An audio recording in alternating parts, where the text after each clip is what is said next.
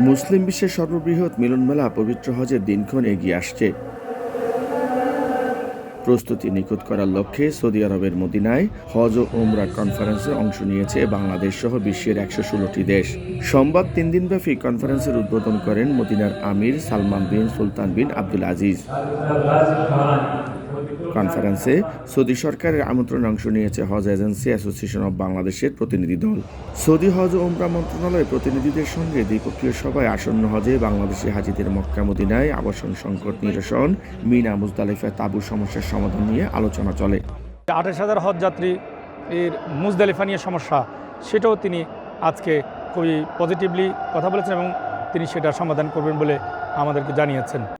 হাজিরা সৌদি আরবে পৌঁছাতে শুরু করার আগেই সম্ভাব্য সমস্যার সমাধান নিশ্চিতের আশ্বাস দেয় সৌদি হজ ও ওমরা মন্ত্রণালয়ের ভাইস মিনিস্টার।